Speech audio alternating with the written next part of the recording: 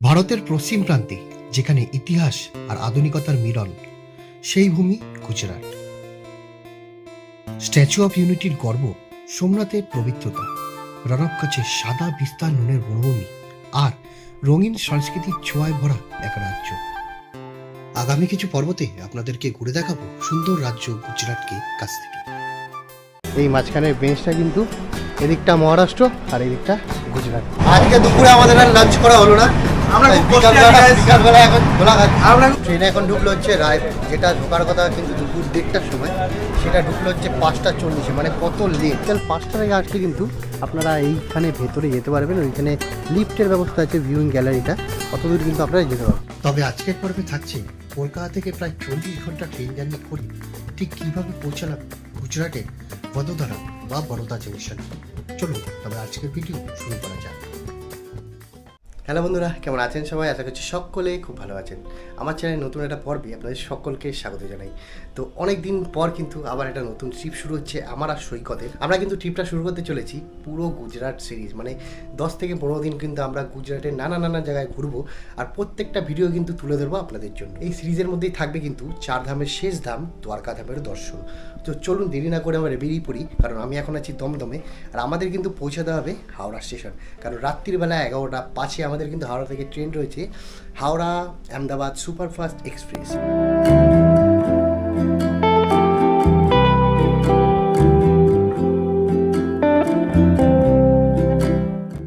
শীতের সন্ধ্যায় বেরিয়ে পড়লাম হাওড়া স্টেশনের পথে। এই হাওড়া স্টেশনে প্রতিটা প্ল্যাটফর্মে লুকিয়ে আছে হাজারো গল্প, হাজারো যাত্রার শুরু।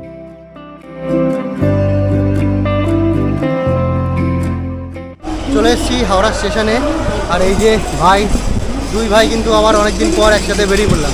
দাদা ব্রু, কতদিন পর সেই ইন্ডিয়া ট্রিপের পর আর কি আমরা বেরিয়েছিলাম। হ্যাঁ, রাজস্থান কারেক্ট কেরালা, রাজস্থান, অল্প সঙ্গে বহু ট্রিপ হয়ে গেল দেখতে দেখতে। যাক, এবারের গন্তব্য আমাদের একেবারে উত্তর পশ্চিম ভারত, গুজরাট। তো গুজরাটে আমরা গিয়েছিলাম একদিন, যদি আমাদের ইন্ডিয়া ট্রিপের দৌড়ান, এবার ওটা একদিনই আহমেদাবাদ। বাট এবার গুজরাটে আমরা উত্তর থেকে দক্ষিণ, পূর্ব থেকে পশ্চিম সব জায়গা ঘুরবো। যাবো আহমেদাবাদ, ভাদোদরা, দিউ, দ্বারকা, কাচ, সব সোমনাথ মন্দির সব দেখবো। দেখতে থাকুন।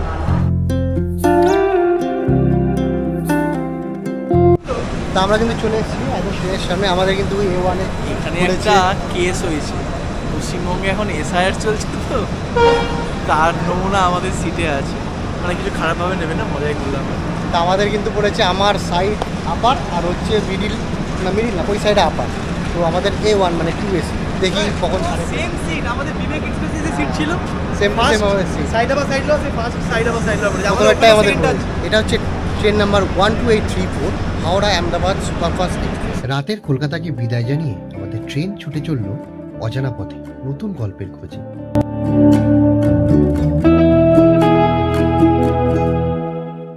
ট্রেন এখন দাঁড়ালো এসে খড়গপুরে। মানে আমরা হাওড়া থেকে ওঠার সাথে সাথেই ট্রেনে উঠে একটু শুয়ে পড়েছিলাম, ঘুমো লেগে গেছে চোখে, কারণ অনেক ভোরবেলা উঠেছি। তো এই চোখ খুলতে দেখলাম খড়গপুর। জাস্ট খড়গপুরে 5 মিনিট দাঁড়াবে, কিছু প্যাসেঞ্জার উঠবে। আর বাইরে তো প্রচুর ঠান্ডা, আমরা জ্যাকেটটা খুলে শুয়েছিলাম, তার মধ্যে ভেতরে এসি সেই চিল, মানে একদম অবস্থা খারাপ ঠান্ডার চোটে। দেখি 5 মিনিট একটু ঘোরাঘুরি করি, ভেবেছি একটু রাত্রিবেলা একটু চা খাই, গরম চা। কিন্তু ট্রেনটা এরকম জায়গায় থেমেছি, আমাদের কিন্তু সেকেন্ড ক্লাস এসি, তো একদমই সামনে। তো যেখানে ট্রেনটা যে থেমেছে সেখানে কোনো চায়েরই দোকান নেই। যাই, এখানে একটু ঘোরাঘুরি করে উঠে শুয়ে পড়ি, আবার তোমার সাথে দেখা হবে কিন্তু সেই ভোরবেলা। ভোরের আলো ফুটতেই ঘুম ভাঙল। জানলার বাইরের বদলে যাওয়া দৃশ্যগুলো জানিয়ে দিল আমরা পৌঁছে গেছি এক নতুন রাজ্যে।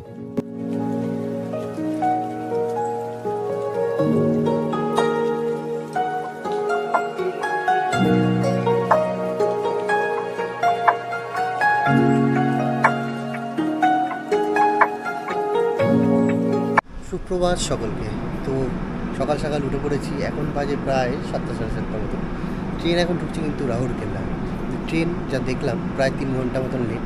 তো রাউরকেলা ঢোকার আগে ট্রেনটা দাঁড়িয়ে রয়েছে, মানে এক জায়গায় দাঁড়িয়ে রয়েছে, এই সামনে স্টেশন দেখা যাচ্ছে। তো নামবো, নেমে একটু চা খাবো, কেন অনেক সকালবেলা আমি উঠে গেছি আর এখান দিয়ে কোনো চা আলাই পাচ্ছি না, মানে যে চাই আসছে উনি খালি হয়ে গেছে। অনেকক্ষণ পর চা পেলাম, এটা খাচ্ছি, ওই পাউডার চা, যেটা 10 টাকা করে নিল। কিন্তু এই দাদা বলছে আমাকে এই চা খেতে না, আমরা নেমে আবার স্টেশনে চা খাবো, তাই নেই? এই চা হচ্ছে বলছে ভালো না এই চা। তো ওই রাহুলকেলা নামবো, নেমে ওখানে কিন্তু চা খাবো, কারণ টিফিন স্যার বলেছে আমাদের চা খাওয়ার জন্য। নেমে একটু চা খাই, গরম চা। আর সৈকত এখনও ঘুমিয়ে আছে, তাই ওকে আর ডাকছি না, বেকার ডিস্টার্ব করলাম আপনি কারোর ঘুম নষ্ট করে। আমার ভোরবেলা ঘুম ভেঙে যায় বলে আমি উঠে অনেকক্ষণ আগে উঠে গেছি, উঠে ফ্রেশ হয়ে এখানে গেটের সামনে প্রায় 1 ঘন্টা দাঁড়িয়েছিলাম।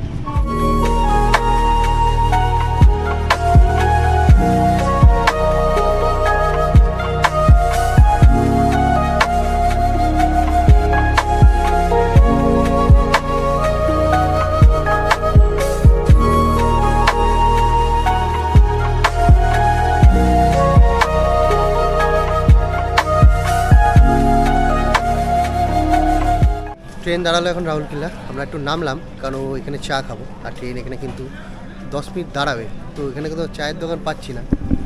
দেখি ওই সাইডটা যাব। আর আমাদের যে বগিতে আমরা রয়েছি ওখানে একটা পেশেন্টকে তুলছে, সেই কারণে ওখানে আর গেলাম না, এই গেটের সামনে উঠে যাবো।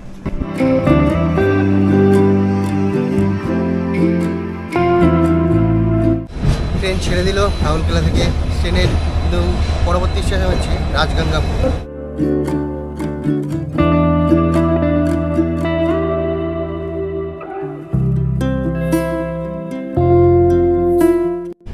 এই দিকটা কিন্তু খুবই ঠান্ডা, মানে ভিতরে তো আমরা রয়েছি এসিতে, কিন্তু এক ঠান্ডা। রাত্রিবেলা এত এসির বাড়িয়ে দিয়েছি পুরো কাঁপুনি। আর ভিতরে কিছু লোক বলছে তাও নাকি এদের ঠান্ডা লাগবে না। তারপর আমরা বললাম দাদাকে যে একটু কমিয়ে দাও। আর বাইরেও কিন্তু সেরকমই ঠান্ডা ছিল, মানে যখন আমি উঠেছিলাম। এখন একটু হালকা হালকা ঠিক হচ্ছে, জ্যাকেট পরে রয়েছি। আর ভেতরে ওর জন্য আমি ঢুকছি না, প্রায় 1-2 ঘন্টা ধরে বাইরেই দাঁড়িয়ে আছি। বাইরেই আমার ভালো লাগে।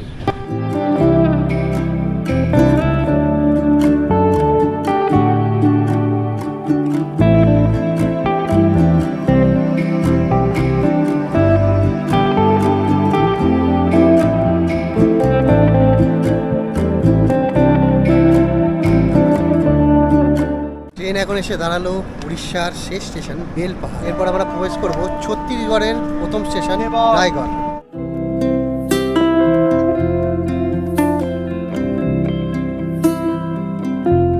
ট্রেন এসে ঢুকলো এখন রায়গড়ে। আর আমরা দুজন মিলে সকাল থেকে ঘুরে যাচ্ছি চা খাবো বলে। ট্রেনের মধ্যে চা উঠছে না, আর আমাদের বগি এরম জায়গায় পড়েছে একদম সামনে, কোনো চায়ের দোকানও নেই। মানে মহা সমস্যায় পড়েছে, চা খেতে পারছে না। আর প্যান্টিঘাট থেকে চাও কিন্তু আসছে না। প্যান্টিঘাটের লোকেদের সাথে কিছু ঝামেলা হয়েছে, টাকা পয়সা নিয়ে নেমে গেছে, কেউ নেই, চাই খেতে পাচ্ছি না। এখানে কোনো দোকান নেই, একদম দোকানে যেতে হবে সেই পিছন দিকে। আর এই দুই দাদাও পড়েছে পিছনে, চা আর খেতে পাচ্ছি না। উঠে পড়ি ট্রেনে, এখানে 5 মিনিট দাঁড়াবে ট্রেন। আমরা উঠে পড়বো ট্রেনে। ট্রেনের মধ্যে আমরা খুব সমস্যায় পড়েছি। ব্যাপার হচ্ছে ট্রেনের প্যান্ট্রিঘাটে হয়তো কোনো সমস্যা হয়েছে, সেই কারণে চা বা জল কিছুই আসছে না, খাওয়ার দাওয়ার সমস্যা। আর আমরা অনলাইনে জোম্যাটো থেকে বিরিয়ানি অর্ডার দিয়েছিলাম, ভাবছিলাম যে দুপুরবেলা আজকে শান্তিপুরে একটু বিরিয়ানি খাবো। কিন্তু ট্রেন যে কারণে 4 ঘন্টা লেট, তো ওখান থেকে আমাদের ফোন করে বললো বিরিয়ানি আপনাদের ক্যান্সেল, কারণ 4 ঘন্টা লেট। সেই কারণে 4 ঘন্টা তো দাঁড়াতে পারবে না। তো সে কারণে আবার আমরা অর্ডারটা চেঞ্জ করলাম, দেখলাম অন্য জায়গায় অর্ডার। দেখি কখন পৌঁছায়। হয়তো খেতে খেতে আমাদের যেখানে ঢোকার কথা ছিল 1টার সময়, সেখানে 5টার সময় ট্রেন।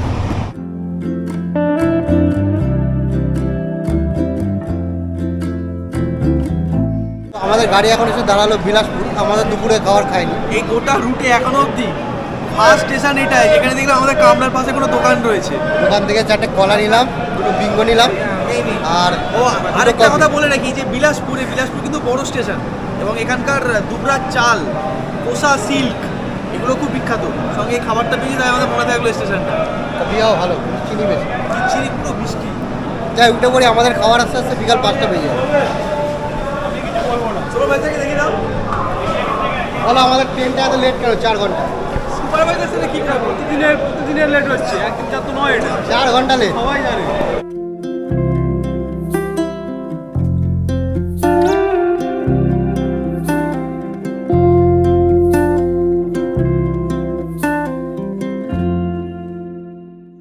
ট্রেন এখন ঢুকলো হচ্ছে রায়পুর, যেটা ঢোকার কথা কিন্তু দুপুর 1:30টার সময়, সেটা ঢুকলো হচ্ছে 5:40। মানে কত লেট।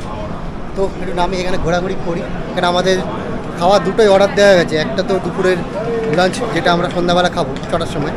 আর রাতে আমরা অর্ডার দিলাম ওই বিরিয়ানি। মানে একটাই খাবার এসে পৌঁছতে পারলো না, রাতের খাবার অর্ডার দিয়ে দিয়েছি, ডবল খাবার অর্ডার দিয়ে দিয়েছি নাগপুরে।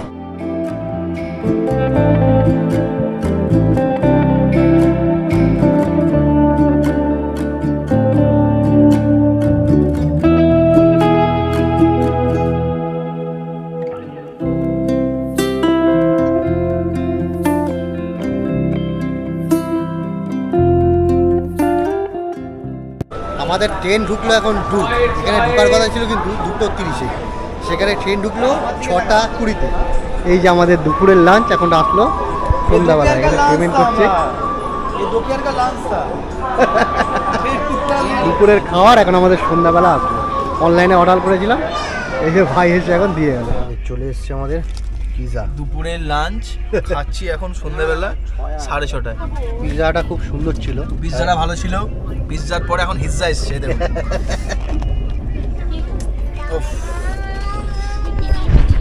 পেটটা একটু শান্তি পেলো আমাদের সন্ধ্যাবেলার, তাই না? টেস্ট আছে, ভালো টেস্ট আছে। মানে যদি আমরা দুবেলা খাবার এখন 4 ঘন্টা পরে খাচ্ছি, আমরা মাঝখানে টাইমটা খুব কষ্ট করে কাটিয়েছি। বাট আমরা অলরেডি আরেকবার খাবার অর্ডার দিয়ে দিয়েছি নাগপুরে রাতের জন্য। বিকাল 5টার সময় অর্ডার দিয়েছি, রাত 9টার সময়ের জন্য। বুঝতে পারছেন, এরকম অবস্থায় ট্রেন যাচ্ছে, এই অবস্থায় খাবার কিনে আর খাচ্ছি।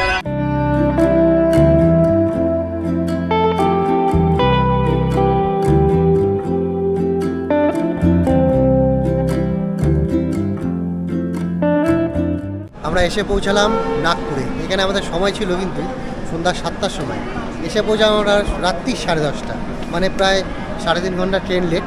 আমাদের এখানে কিন্তু খাওয়ার অর্ডার দিয়েছিলাম, তো খাবার আসলো, খাবার তুলে উপরে চলে গেল। এবার আরামসে 2 ভাই বিরিয়ানি খাবো। বিরিয়ানি খাবো, একটু গরম বিরিয়ানি খেয়ে সুন্দরভাবে ঘুম দেবো, কারণ বিরিয়ানির জন্য আমরা বসেছিলাম। কখন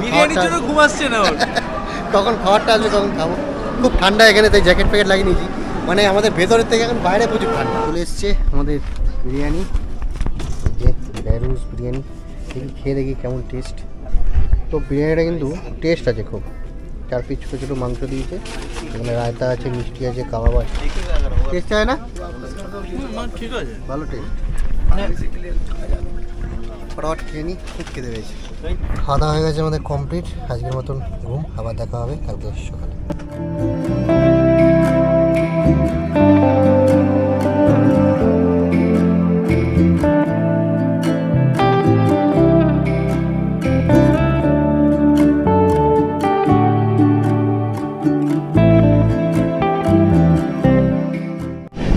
শুক্রবার সকাল সকাল করেছি, ভালোই হয়েছে।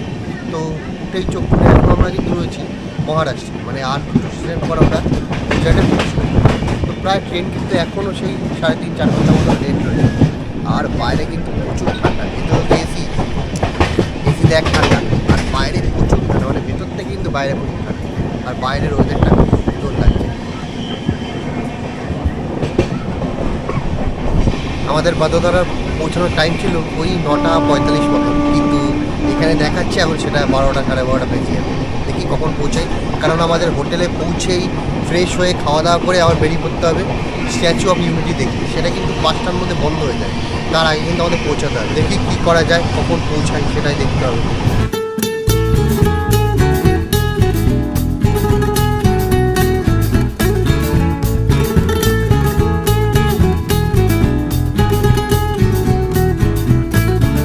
তো আমরা এবার কিন্তু যাদের সাথে ট্রিপটা করছি, বাবা বিশ্বনাথ ভ্রমণ সংঘ, তাদের কিন্তু প্রথম দিন থেকেই ব্রেকফাস্ট। এই যে শুধু ব্রেকফাস্ট কিন্তু নয়, একটা জিনিস অ্যাড করি, আমাদের একটা টোকেন দেওয়া হয়েছে, সেই টোকেনে নাম রয়েছে ট্রাভেল ব্যাগ রয়েছে, মানে ট্রাভেল টোকেন রয়েছে, মানে লাগেজ টোকেন। সেটাতে প্রত্যেকের নাম লেখা রয়েছে, সেটা আপনাদের ব্যাগে আপনারা লাগিয়ে রাখতে পারেন, যাতে ব্যাগ হারিয়ে নেওয়া যায়। এটা কিন্তু একটা বেশ ভালো বিষয়। আমরা এখন আছি এরকম একটা স্টেশনে, যেটা ভারতের 1 নম্বর স্টেশন, যেটা গুজরাট আর মহারাষ্ট্রকে এক করে। এই স্টেশনের নাম হচ্ছে কিন্তু নবপুর স্টেশন। এই স্টেশনটি টোটাল হচ্ছে 800 মিটার লম্বা, যেটার 500 মিটার রয়েছে গুজরাটের তাপি জেলায়, আর 300 মিটার রয়েছে মহারাষ্ট্রের নন্দুরবার জেলায়। তো এই মাঝখানে কিন্তু একটা বর্ডার লাইন কাটা আছে হলুদ আর লাল দিয়ে, যেটা দুটো স্টেটকে আলাদা করছে। এই মাঝখানের বেঞ্চটা কিন্তু এদিকটা মহারাষ্ট্র আর এদিকটা গুজরাট। তো আমরা এখন ঘোরাঘুরি করছি দুজন মিলে। ট্রেনটার হাফ দাঁড়িয়ে আছে, স্লিপার ক্লাস দাঁড়িয়ে আছে মহারাষ্ট্রে, আর এসি হচ্ছে গুজরাটে। এটা দারুণ, বেশ ভালো। মানে বুঝতে পারবেন না, বাট একটা যখন লেখাগুলো আপনি দেখবেন, বা এইটা স্টেশনটার মাঝখান দিয়ে স্টেটের বর্ডারটা চলে গিয়েছে আর কি। তো এটা বেশ সেটা দারুণ বিষয়। মানে ভারতবর্ষের আর কোনো স্টেশনে এরকম তো দেখিনি, বেশ দারুণ। মানে ভাবুন, একটা রেলওয়ে স্টেশন যেটা দুটো রাজ্যকে ডিফাইন করছে। আমি এখন দাঁড়িয়ে রয়েছি গুজরাটে, এই দেখুন, ঠিক এই ইয়েলো লাইনটা পার করবো, আমি এখন দাঁড়িয়ে রয়েছি মহারাষ্ট্রে। কি অদ্ভুত বিষয়, একটা রেলওয়ে স্টেশন এরকমভাবে দুটো স্টেটকে ডিফাইন করছে, বেশ ভালো। সকালবেলায় ব্রেকফাস্টে এই যে আমরা পেয়ে গেছি কেক, আপেল, বিস্কুট, একটা 5 স্টার আর ভুজিয়া। এগুলো খাওয়া শুরু হয়ে গেছে, খেয়ে দিয়ে নিই ফটাফট। আর বেশি সময় আমাদের হাতে নেই, হয়তো 2-3 ঘন্টা মতন আছে, নিয়ে পড়বো।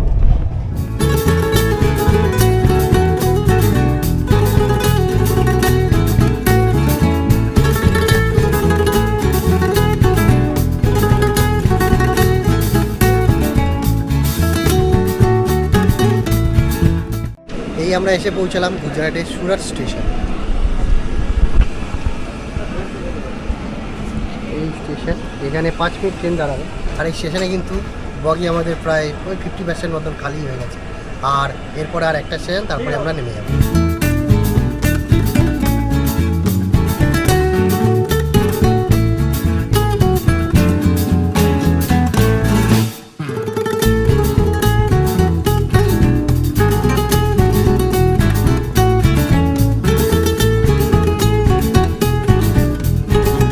পেয়ে বললাম ভদোদারা বা বরোদা স্টেশনে। এই যে 2 ভাই এখন সানগ্লাস লাগিয়ে নিয়েছি। আমি টুপিটা খুঁজে পাচ্ছি না, রোদও আছে বাইরে খুব, এখন হালকা হালকা গরম লাগছে। এবার যাদের সাথে আমরা যাচ্ছি তারা রয়েছে পিছনে, তারা এখানে আসবে, তারপর এখান থেকে বেরিয়ে আমরা সিধা হোটেল চলে যাবো।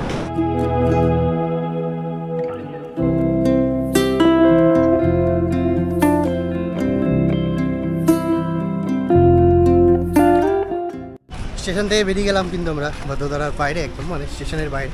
প্রায় ওই দেখাচ্ছিল 37 ঘন্টা, কিন্তু আমাদের হয়ে গেল 40-42 ঘন্টা। এইবার আমরা আমাদের ব্যাগ কিন্তু আগেই দাদারা নিয়ে বেরিয়ে গেছে। এবার আমরা ওই যে গাড়ি দেখা যাচ্ছে ওই গাড়িতে কিন্তু উঠবো, উঠে এখান থেকে হোটেল যাবো। হোটেলটা বেশি দূর না, আমরা চলে আসলাম আমাদের হোটেলে, যেখানে আমরা একদিন স্টে করবো। মানে স্টেশন থেকে জাস্ট 5-10 মিনিট লাগবে। তো চলো এবার আস্তে আস্তে আমরা ভেতরের দিকে এন্ট্রি নিই। চলে আসা আমাদের রুমে। রুমটা কিন্তু খুবই সুন্দর। এই যে সৈকত এখানে শুয়ে রয়েছে, পরিষ্কার পরিচ্ছন্ন একদম। এসি লাগানো রয়েছে, এখানে টিভি রয়েছে। এই ব্যাগ ফ্যাগ আমরা এখানে রাখলাম শুকায়। অবশ্যই আমাদের এখন অবস্থা খারাপ, স্নান করে নিতে হবে ফ্রেশ। আর এই যে ওয়াশরুম, পরিষ্কার পরিচ্ছন্ন বেশ। তো এই ট্রিপটা কিন্তু আমরা করছি হচ্ছে বাবা বিশ্বনাথ ভ্রমণসঙ্গী। অবশ্যই ডিসক্রিপশনে নম্বর দেওয়া থাকবে, আপনারা অবশ্যই কন্ট্যাক্ট করে দিতে পারেন।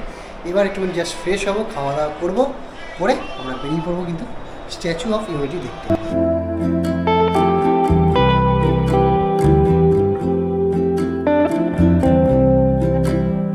খাওয়া দাওয়া সেরে চলে আসলাম নিচে। আর খাওয়া দাওয়া কিন্তু আজকে খেলাম ডাল, ভাত, তারপর ফুলকপির তরকারি, আলু ভাজা আর মাছ। ডালটা সত্যি অসাধারণ ভালো ছিল, মানে অসাধারণ টেস্ট। আর ফুলকপির তরকারিটা, রান্নাবান্না কিন্তু তো প্রথম দিন খেলাম, খুবই সুন্দর। তো এবার চলে আসলাম গাড়ির সামনে, কারণ এখন আমাদের যেতে হবে কিন্তু স্ট্যাচু অফ ইউনিটি। আর ওইখানে সময় 5টার সময় ওপরে উঠতে দেয় না, কিন্তু এখন 4টে বেজে গেছে। আর এখানে যা দেখলাম প্রায় 91 কিলোমিটার, সময় দেখাচ্ছে প্রায় ওই 1.5-2 ঘন্টার মতো। যদি আমরা ভেতরে এন্ট্রি পাই তাহলে অবশ্যই এন্ট্রি নেব, আর নাহলে কিন্তু বাইরে একটা তোমার লাইট শো হয়, সেটা কিন্তু আমরা দেখব। অ্যাকচুয়ালি কেসটা হলো আজকে ট্রেনের এত লেট হয়ে গেছে 4 ঘন্টা, সেই কারণেই আমাদের এই প্রবলেমটা হয়েছে। রান্নার লোকগুলো খুব ভালো, ফটাফট এসে ফটাফট যা রান্না করতে পেরেছে করেছে সত্যি। এবার আস্তে আস্তে এগোই, সবাই আসুক।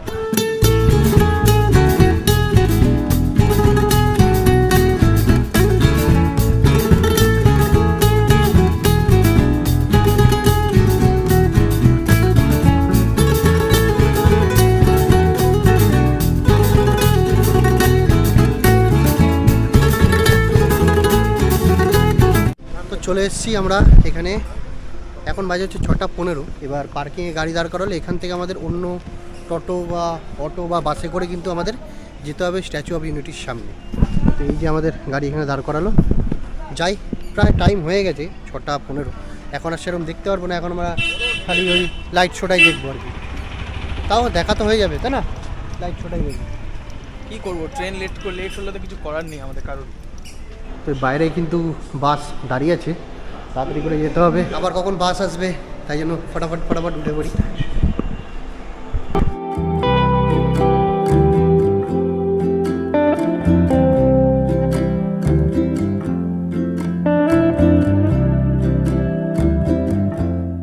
তো আমরা ভেতরে এন্ট্রি নিয়ে নিয়েছি, আমাদের টিকিটও কাটা হয়ে গেছে, মানে টিকিট কাটা থেকে কাটা ছিল। তো নর্মাল এন্ট্রির জন্য কিন্তু 150 টাকা টিকিট, আর যদি টোটাল একদম ভেতরে যে এখানে প্রোগ্রাম হয় ওই লাইটের শো, সেই কারণে কিন্তু 230 টাকা টিকিট। এন্ট্রি নিলাম, বাস এখানে আমাদের ছাড়লো, ছেড়ে তারপর চেকিং ফিকিং হয়, একদম ভেতরে কিন্তু আমরা এন্ট্রি নিলাম। স্ট্যাচু ওয়েস্ট এক্সিবিশন হল আর ভিউ গ্যালারি, তো ওখানে আমরা সামনে বসে বসে কিন্তু দেখব। তো ওই পেছন দিকে কিন্তু এখন এন্ট্রি বন্ধ হয়ে গেছে, ওটা বিকাল 5টা অবধি খোলা থাকে। শো দেখতে চলে আসলাম আমরা, এখানে এই সিট সবাই বুকিং করে নিয়েছে, আমরা ভাবছি ওই সাইডটা দাঁড়াই।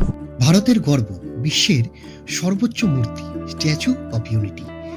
এই বিশাল মূর্তি উৎসর্গ করা হয়েছে ভারতের লৌহমানব সর্দার বল্লভভাই পটেলের স্মৃতিতে। গুজরাটের নর্মদা নদীর তীরে অবস্থিত এই মূর্তি উচ্চতায় প্রায় 182 মিটার, যা বিশ্বের যে কোনো মূর্তির চেয়ে উঁচু। দূর থেকে মনে হয় যেন ইতিহাস নিজের পায়ে দাঁড়িয়ে রয়েছে। वल्लभ भाई पटेल नाम कहलाता था सरदार, कृषक कार्मिक जनगण से था उसको प्यार अपार, अखिल देश ने उसे रहनुमा किया था स्वीकार।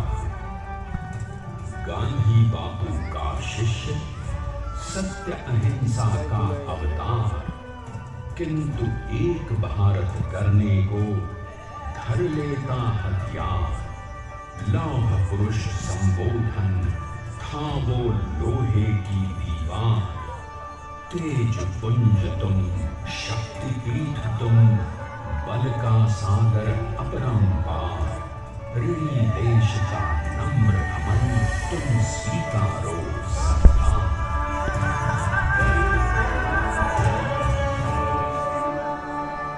আমাদের লাইট অ্যান্ড সাউন্ড শো দেখা হয়ে গেছে, এখন কিন্তু আমরা আস্তে আস্তে বেরিয়ে যাবো। আর হ্যাঁ, বিকাল 5টার আগে আসলে কিন্তু আপনারা এইখানে ভেতরে যেতে পারবেন, ওইখানে লিফটের ব্যবস্থা আছে, ভিউইং গ্যালারিটা, অতদূর কিন্তু আপনারা যেতে পারবেন। আর 5টার পরে আসলে কিন্তু শুধুমাত্র এইখানে আপনারা বসে এই লাইট অ্যান্ড সাউন্ড শোটা দেখতে পারবেন। খুবই সুন্দর লাগলো, আমরা খুব সুন্দর দেখলাম। এবার আস্তে আস্তে আমাদের বেরিয়ে যাওয়ার পালা।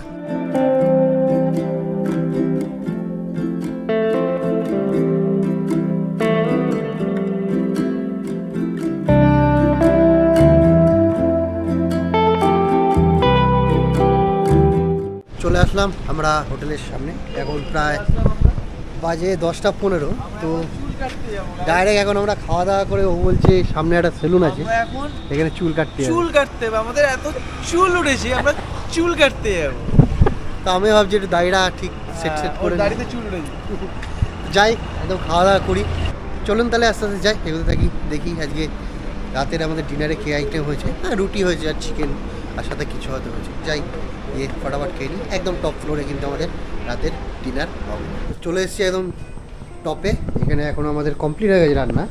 চিকেন, এই যে চিকেন গরম হচ্ছে, আর রুটি, আর হচ্ছে মিক্স ভেজ। আর আমাদের খাওয়া দাওয়ার ব্যবস্থা এই জায়গাটা একদম এই জায়গাটায়। ফটাফট খেয়ে নিই।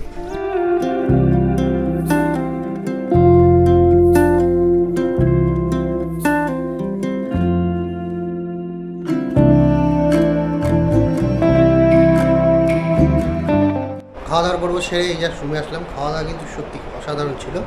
এখন আমাদের ব্যাগ ফ্যাগ গুছাতে হবে, এগুলো লাগেজপত্র অগোছালো রয়েছে, সেগুলো গুছাতে হবে। আমাদের বলে গেল যে সকালবেলা 6:30 চা আসবে, আর 7:30 মধ্যে ব্রেকফাস্ট করে আমরা কিন্তু এই জায়গা ছেড়ে বেরিয়ে যাবো আহমেদাবাদের উদ্দেশ্যে। তো আজকের ভিডিওটা এখানেই শেষ করলাম, দেখা হবে কিন্তু গুজরাটের পরবর্তী পর্বে। Bye bye.